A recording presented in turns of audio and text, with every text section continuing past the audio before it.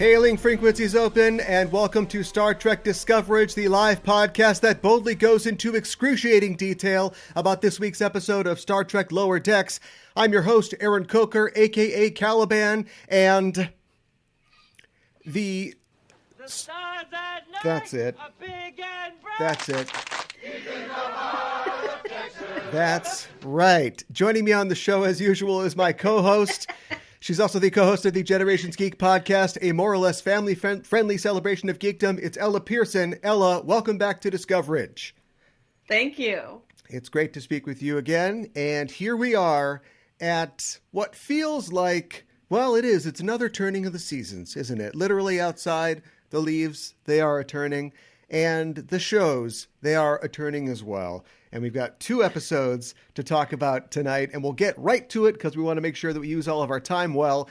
We usually talk about the news at this point in the show, but there's not a lot of news. I will say, though, that I want to give congratulations to Strange New Worlds for winning Best Streaming Science Fiction Series at the Saturn Awards this Tuesday. Pretty exciting, in high company with Discovery, the last season of The Expanse, For All Mankind, Lost in Space, and The Mandalorian, and The Orville, of course. It beat all those guys. And also so funny, after just a couple weeks ago, we were talking about like, oh, will we ever see Star Trek winning awards? Will we ever see them at the Emmys? Yeah, that's true. So we'll have to see if that happens in the future.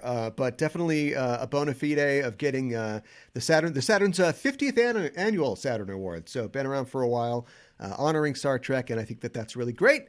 That's all I got to say about that, other than Akiva Goldsmith accepted the award, and Ethan Peck was there too. So that's kind of fun. Our man. Yeah, our boy. We've just seen both the 10th episode of the 3rd season of Lower Decks. It's an episode called The Stars at Night, and the 11th episode of Star Trek Prodigy's 1st season, an episode called Asylum. And we're here to talk about both of them. So, as always, a warning, we're heading into 2 spoiler zones here. Be warned, if you haven't seen the episodes, we are going to talk about them. Spoilers are incoming. The official synopsis for The Stars at Night is, the Cerritos crew must prove their worth in a mission race. It was written by Mike McMahon, that episode, and directed by Jason Zurek. And I'll give you the star date. It's 58499.2. The official synopsis for Asylum, the Prodigy episode, is, at the edge of Federation space, the crew applies for asylum at a comm relay outpost, only for their starship to reveal its shocking true purpose. That episode was written by Kevin and Dan Hageman, the directors of Prodigy, and directed by Steve In-Chong An and Sung Shin. And the star date for that episode is 61209.5. And just right off the bat here, I guess I wasn't really tracking like the difference in time periods, but there is a pretty significant difference in time periods between these 2 shows. Prodigy is, I think, 3 to 4 years ahead of where Lower Decks is right now. And I feel like you notice it a bit. Like the ship in Prodigy is so like, obviously it's a very advanced ship. Yeah, it's a prototype. Flying, but still. Yeah. And I'm not going to go back and do the math about when Picard was trying to do the Romulan flotilla and get everybody off of Romulus and stuff like that. But they've got, as we'll talk about, they've got Picard as an admiral in the episode of Lower Decks. So that must have been pretty early in his admiralhood. He must have been like a brand spanking new admiral at that point. But we will talk about that in a second. We're going to talk about the Lower Decks episode first, but I wanted to mention about the episode Asylum, the Prodigy episode.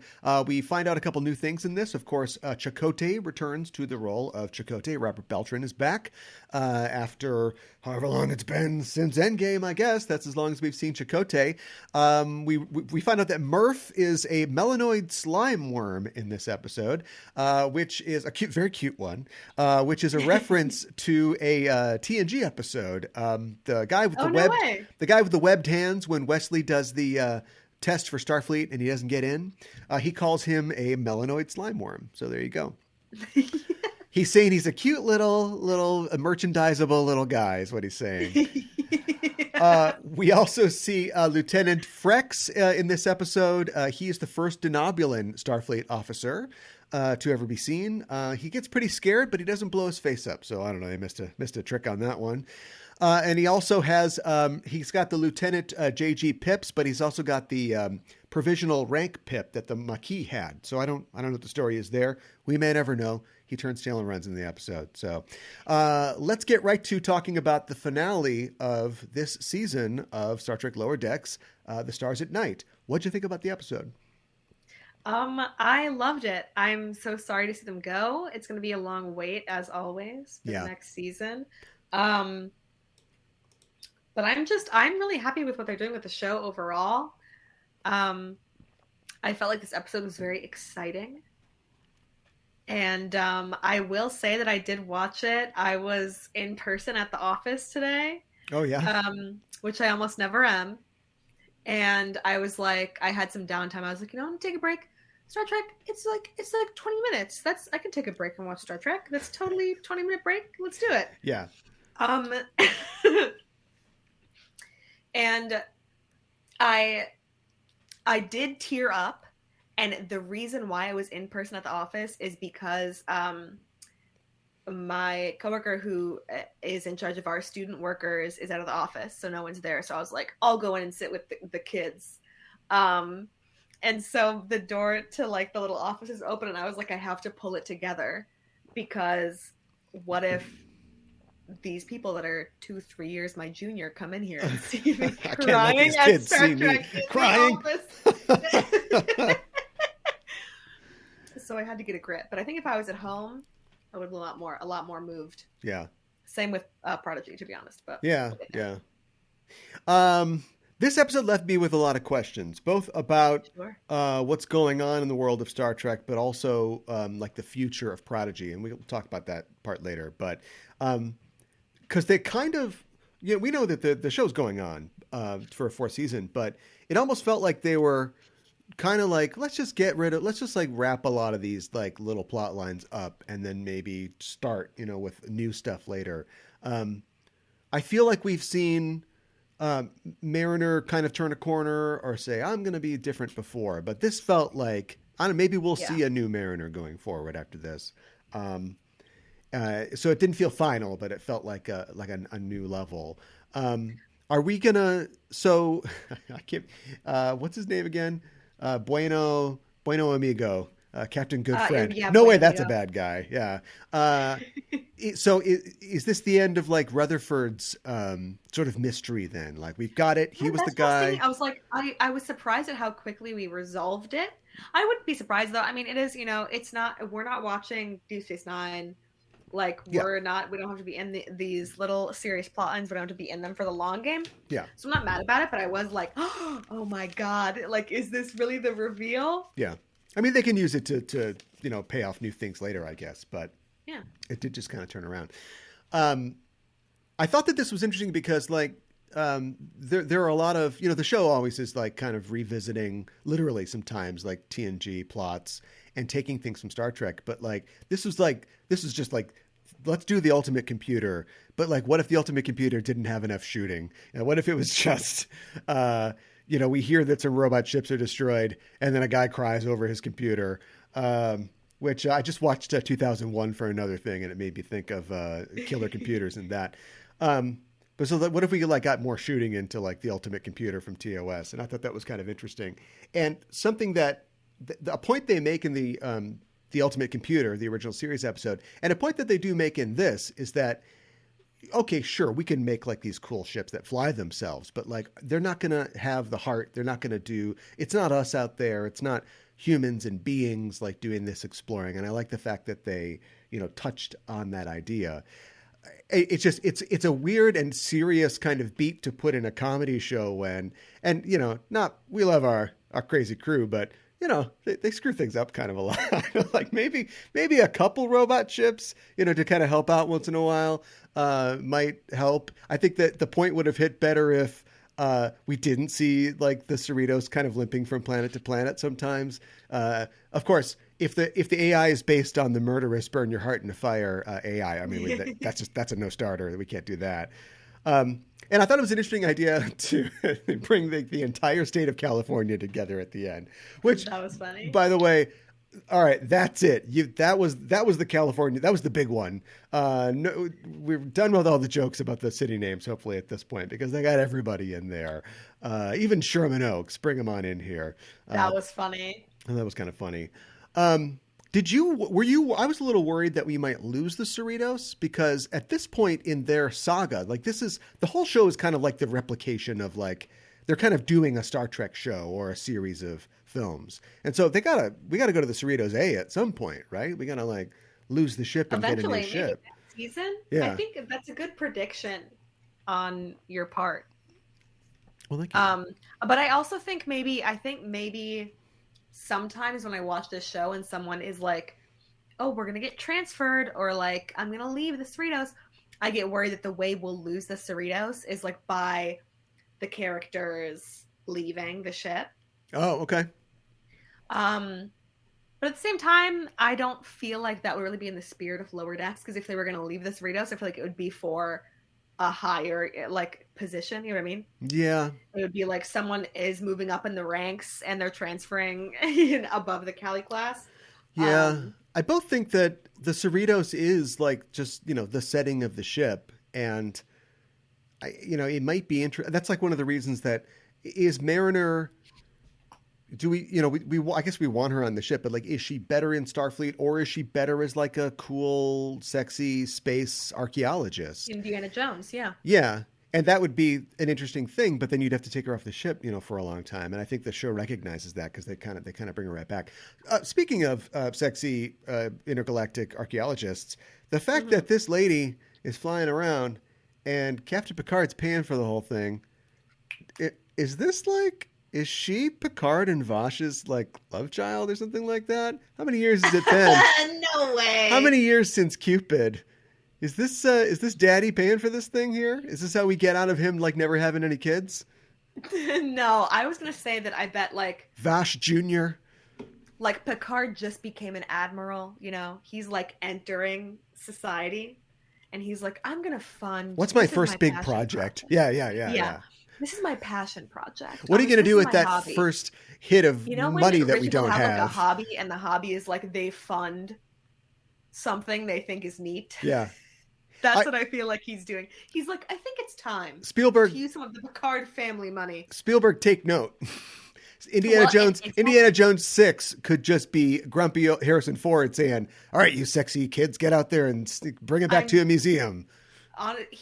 Instead of dragging his ass out every time. Like a Bear Grylls type docu-series of Harrison Ford, like going like drinking to Jordan, the poop from camel water. Petra. Sent like an idiot abroad, like sending a grump abroad. I love that show. Just going to foreign countries and trying to score weed there. Just doing his absolute best. I would pay money. I would pay money to watch that. Left my vape pen at the hotel. It would be like an idiot abroad, but it wouldn't be Carl Pilkington doing a bit. The entire thing would be real. Yeah. Yeah, just him like reacting to close-up magicians and like serving him the real food, imagine? Giving him like chilled monkey brains, and yeah.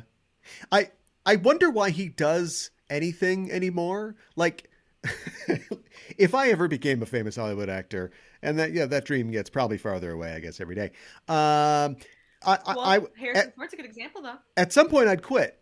Like Anthony Hopkins at one point went, I'm good. I'm done. I see where things are going. And then he was like, but Transformers, I could be in a Transformers movie. Thor? I could be in Thor. Yeah. Well, Thor is what brought him back, I think. And then it was off to the races. And now he just does whatever. All right, fine. Maybe you just got bored. But like Harrison Ford seems like a guy who he can't get bored with his own life. Like he's happy just doing his own thing. And now he's going to do Marvel stuff. His own thing is like crazy. Maybe he needs more planes. Yeah, he's playing Thunderbolt Ross. Oh, you got to listen to Just Enough Trope, where we report all the news that's fit to cast in the world of nerdy entertainment at justenoughtrope.com. He's replacing William Hurt. Yeah. Oh, she's sorry, she shook. We gotta pack that one. This is a Star Trek podcast. We gotta pack that one in. Okay, for later. All right. Yeah, we'll do that later. That is too much. So that's what I'm saying. He's doing too much, but maybe he can just, be the guy that shows up in the first scene. He's now the, what was Denham Elliott's character's name? Marcus Brody. He's the Marcus Brody now. He's like, go off and do that stuff. Come back later. Go ahead. Yeah. Anyway, just trying to save Indiana Jones. That's me. What else? Yeah, it closed pretty clean. I don't know. I'm going to stop saying it because I don't like sounding like a broken record, but like I'm 100% right. Good job, me. It's just like an action show now. And, that's fine. But I mean, like, don't try to tell me that the 3 episodes in a row, 3 ship battles, things are blowing up. There's very few jokes. Like, if this is what the show wants to be, that's fine. But like, I just didn't, it's not that funny. Mm-hmm. And it made, that's okay. And that's okay. Well, it is.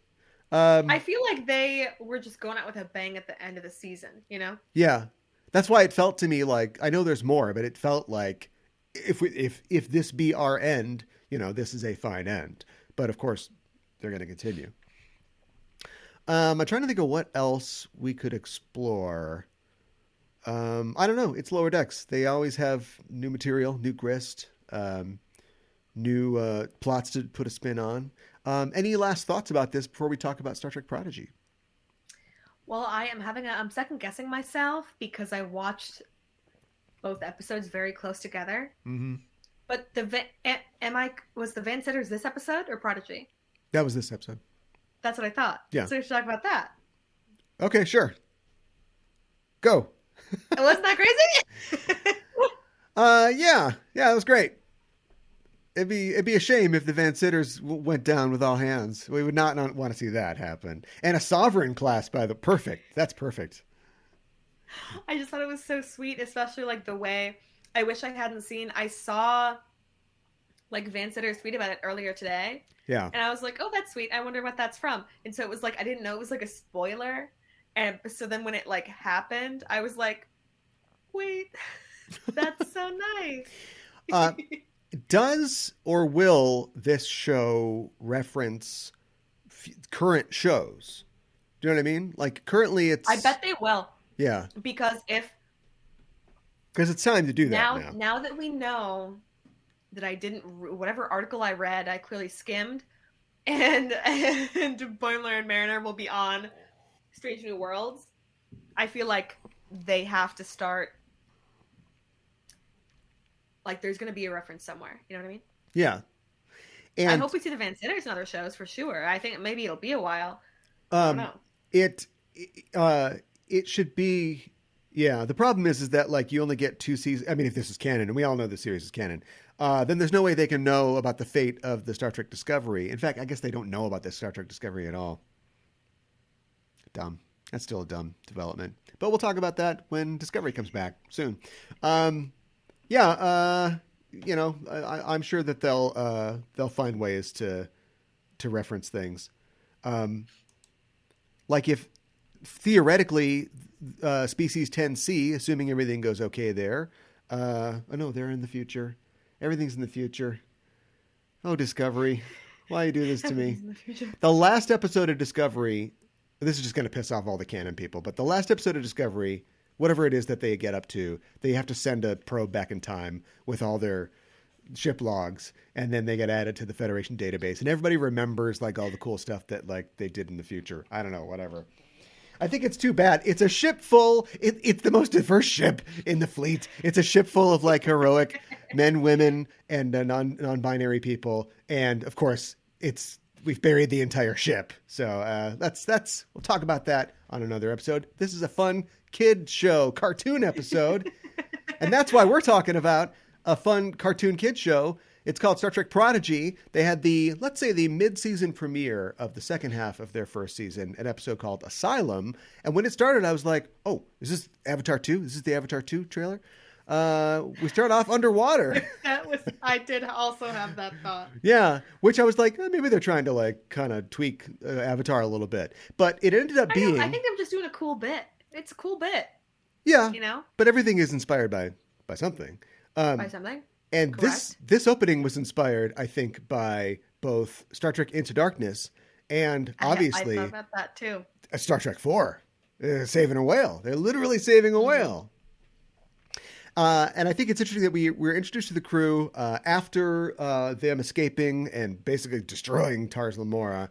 And I think it's interesting that we learn that they are trying to buy their way into heaven, essentially. It's like, we stole your ship, but now we're going to like save whales, help old ladies cross the galaxy. We're going to do all these things and hope that when we finally run into the Starfleet, they'll be like, okay, you guys seem like you're all right.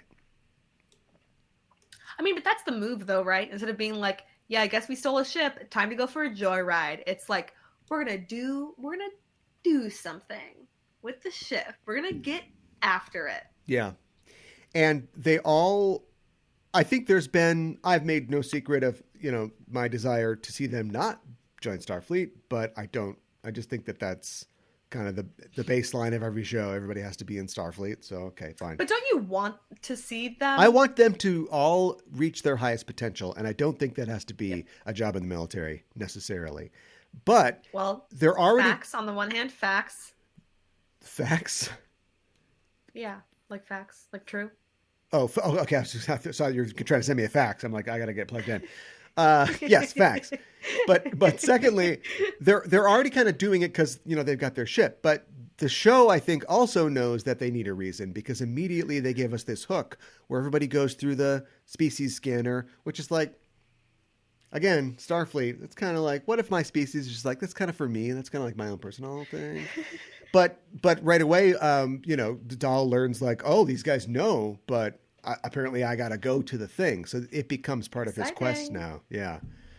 So hopefully let's see that he gets the information that he's looking for. So I'm kind of unsure. We knew that like Gwen got zapped at the end of the last one. And so the effect of that appears to be that she has lost her memories. And I guess her memories in this case are not, she remembers everybody, not her recent memories, but just she can't tell them all the things that they would have wanted to know about Tars Lamora now. She's lost that part, at least for now, until the end of the episode. Yeah. So that's kind of interesting. And it's interesting to see a character who's usually so confident both be out of her element, but also be kind of handicapped in a way, because now she doesn't know what to do. And they put her in the aliens Prometheus bio bed. You're like, nothing good ever happens in one of those. And then it like fills up with like diagnostic juice or something like that. It's like, this thing should not have a fill up with water option. So that's a bad thing. A fill up with water. It's like Kingsman. Yeah. It's like scan to see what's wrong with her. Oh, fill up with water. Oh, fill up with water. I hit the wrong button. Okay. Well, what if you put somebody in there and their species and they breathe water underwater? They breathe water. That's true. Oh, maybe they just switched it to aquatic species scan. There you go. Yeah. Aquatic species in the tube. Right. We got to get the water in. There's no water in there. Get the water in there. I was like, oh, she's really she's drowning. This is a nightmare. Yeah. She is drowning. She needs this water.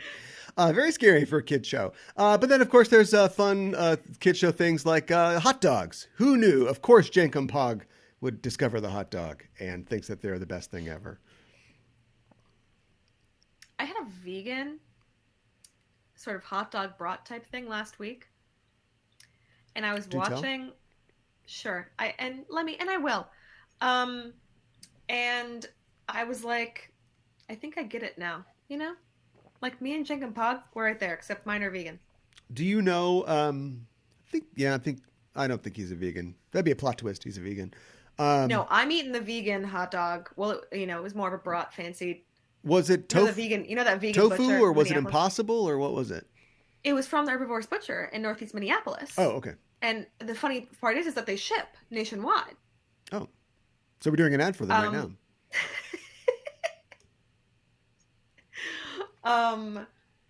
And I was like, I get it now. So I was watching that scene and I was like, if I could have a replicator just shoot out the Herbivore's Butcher, this is a whole other. We can stop, but that's. I got a gift for that. I'm just telling it like Hold it on, is. let me load this gift As I was watching the scene, that's where I was. I'm just letting you know what headspace. Okay, all right.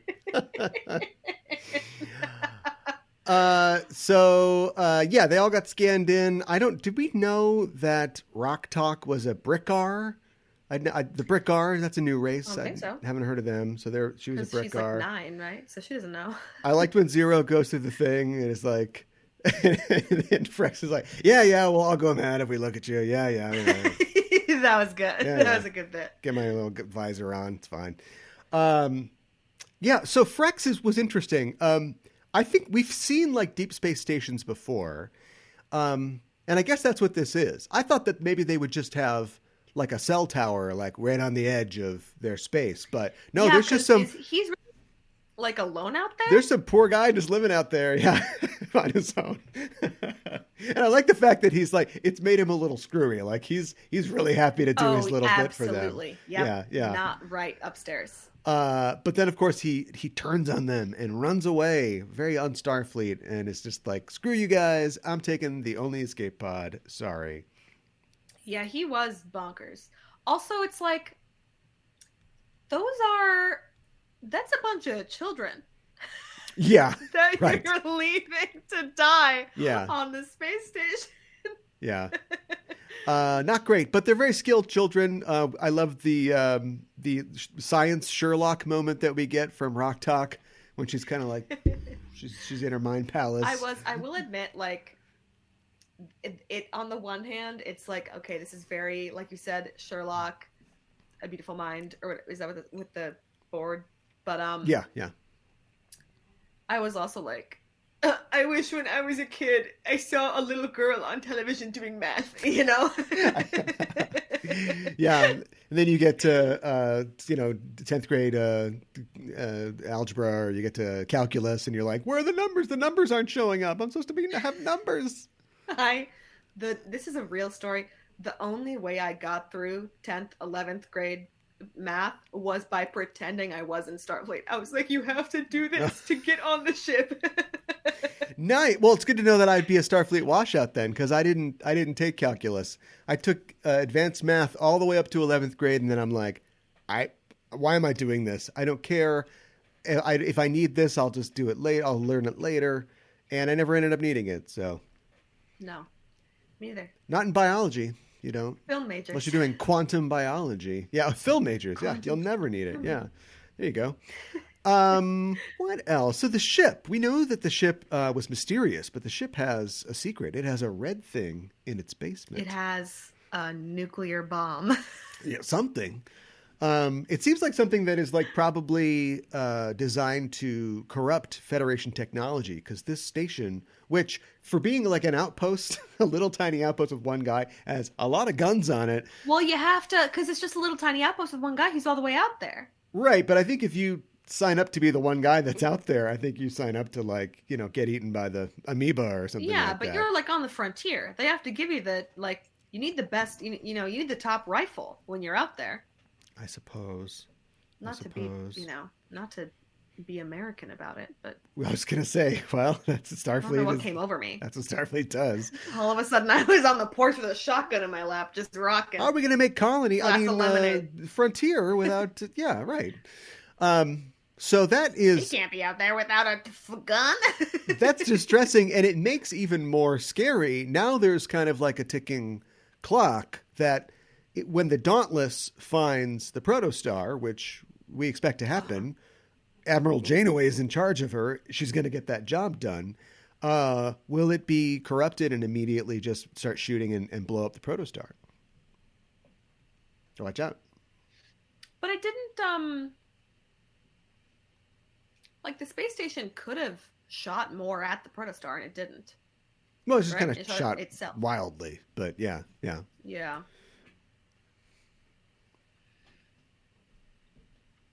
I love. You're gonna say real Janeway meeting hologram Janeway?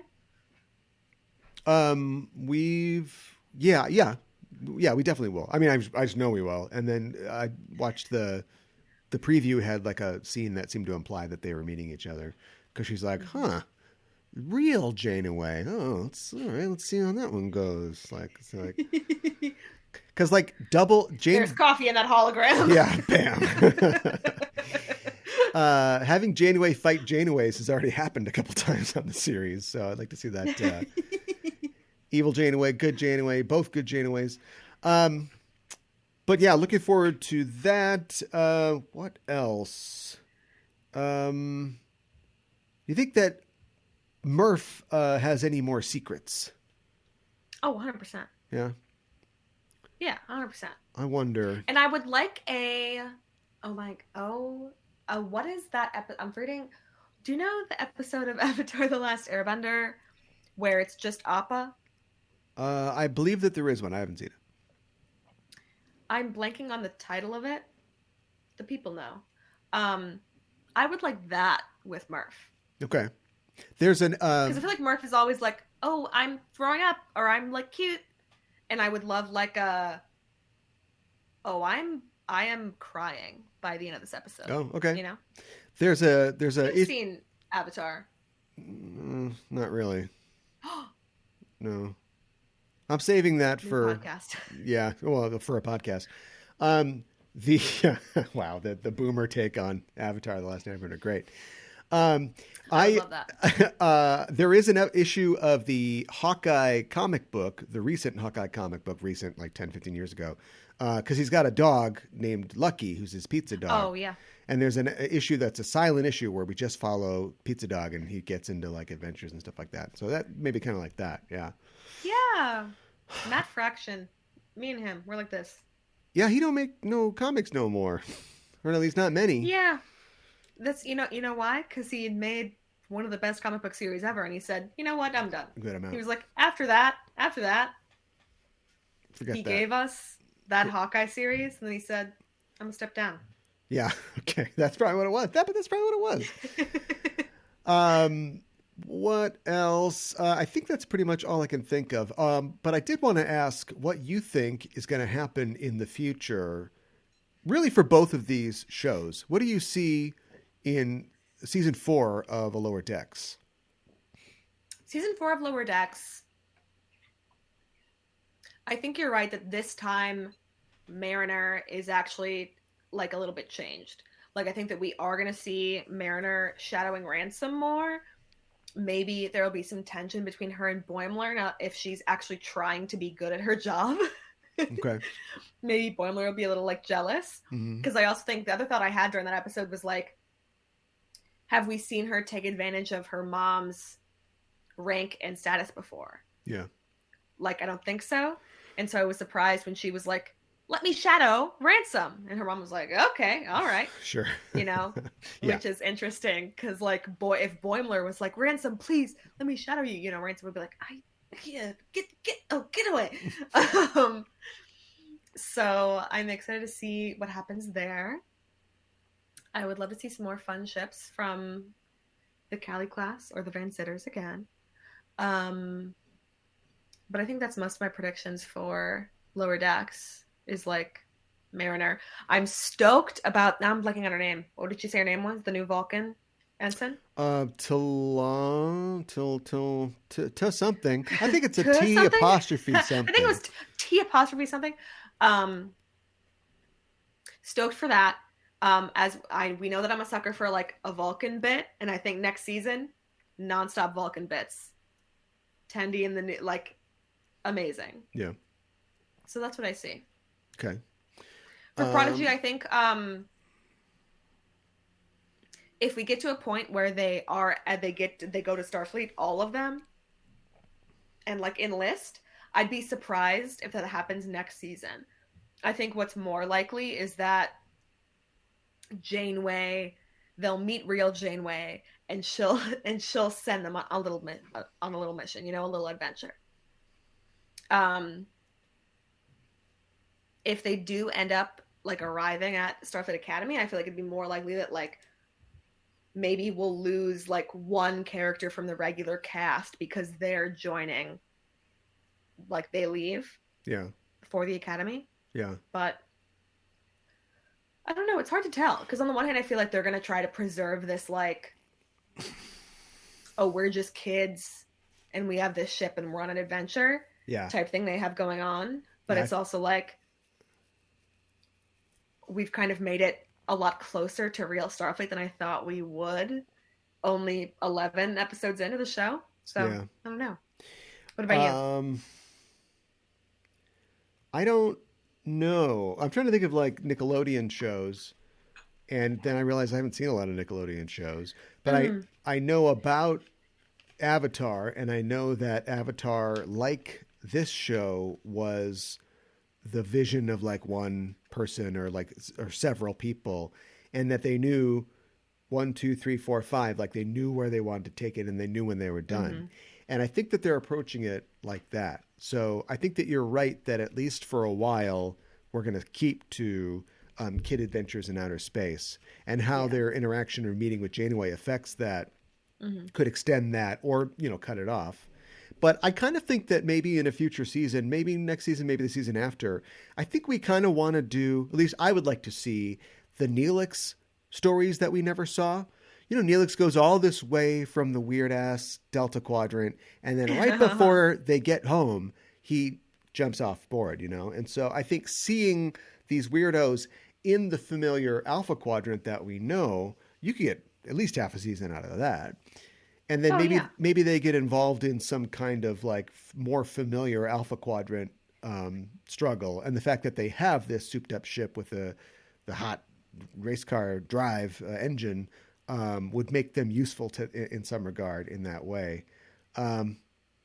But I mean, I don't know. At this point, them just flying around and then like kind of sneaking, like putting a pill in the hot dog, putting a science lesson in there. It's about angular momentum. Okay, we're done learning things. Back to the action. I mean, that's a good formula. I mean, you can keep that going for a long time. Well, and I think you're so right to compare it to like talk about Avatar as like, oh, the people who created Avatar knew where they were going. Mm-hmm. But also like as you're watching the show, you kind of know where they're going. It's like, okay, so Aang eventually has to fight the Fire Lord. Mm-hmm. And you know that. Even though at the beginning it feels far away. It's Mm-hmm. like, okay, he has to reckon with it, okay, and then he's gonna do it. But then it's like not that long. Rather it's a pretty long time before it's like, okay, he has a week. Like we have to fight the Fire Lord within a week. And so I feel like for Prodigy, I would love if like arriving at Starfleet Academy was like the final battle where like they get there, they enlist, and it's essentially the end of the show. Yeah. And then you can always do a Legend of Korra farther along the Yeah, line. sure. Yeah. 5 years in, Dahl runs into the Cerritos, and he's hanging out with them. The Van Sitters, perhaps. Yeah.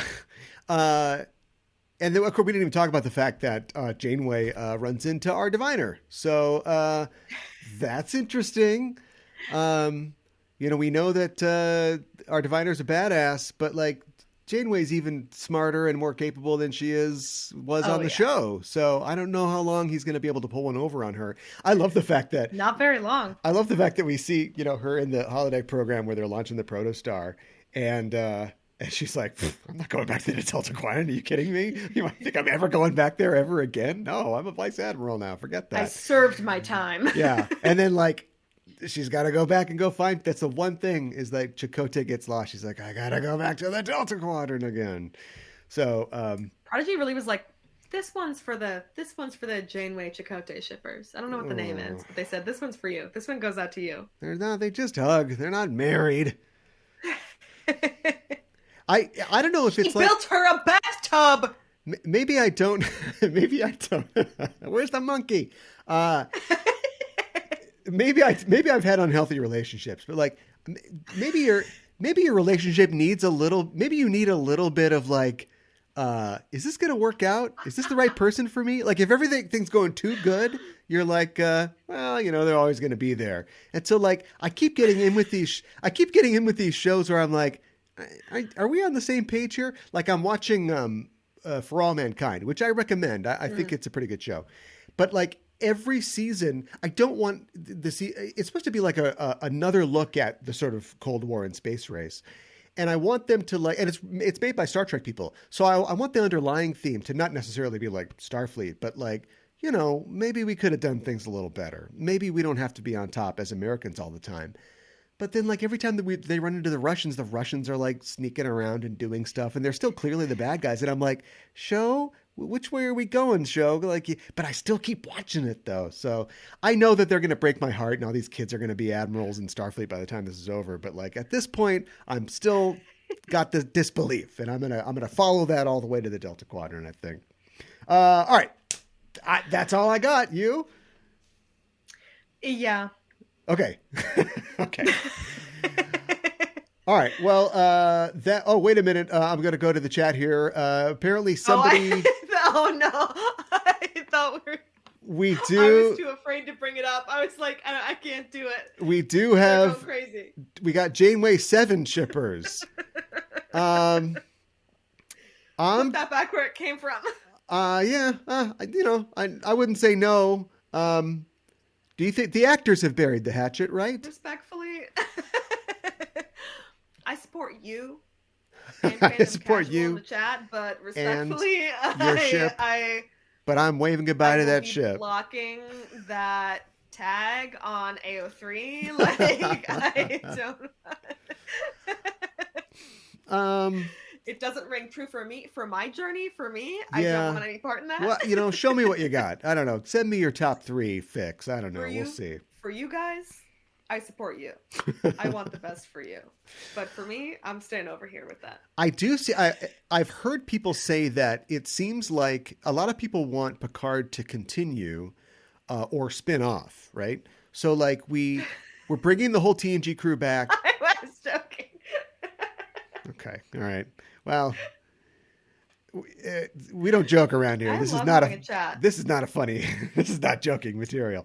I love being able to see the chat. A lot of people want Picard to continue, and they're bringing Rafi and Seven back for season 3 to pal around with all the TNG people. So this is like, as much as like we have a handing of the torch, this seems like a handing of the torch. Like we could see.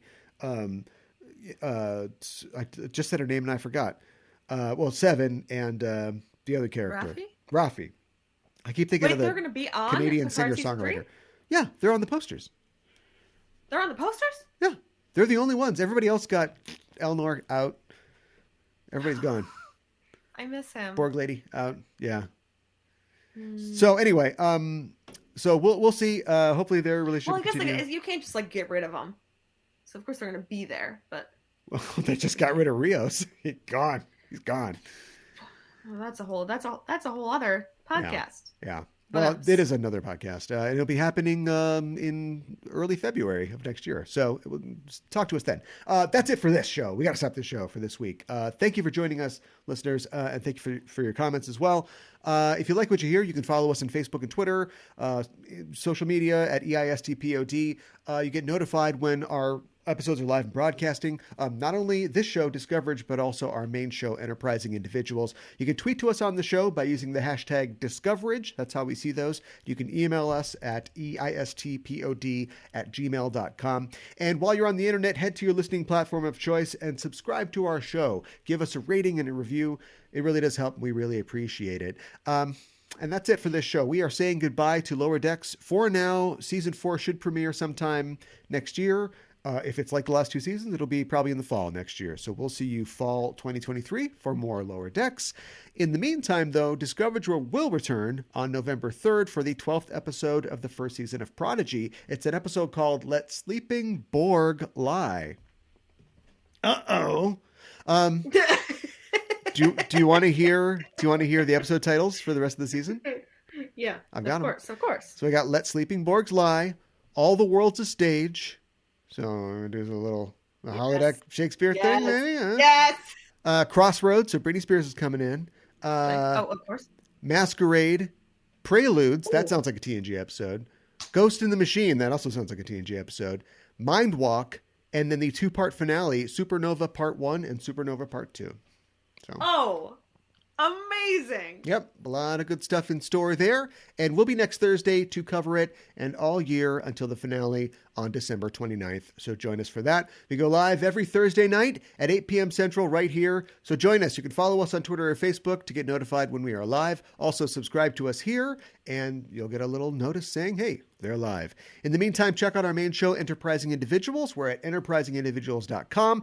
Every Wednesday on the show, or Thursday sometimes, I and a guest talk about a movie from the Star Trek franchise. We also have special guests and news from the Trek sphere.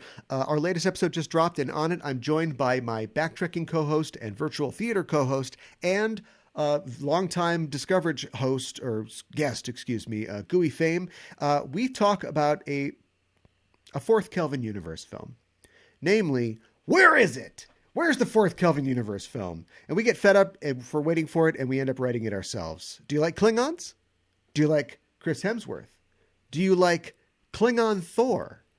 If you like these things, check out our ideas for Star Trek 4. It's on our latest episode. You can find that at enterprisingindividuals.com or wherever you get your podcasts. Thanks as always, Ella, for joining me to talk about Star Trek and the world of Star Trek. And where can people find you online? Thank you.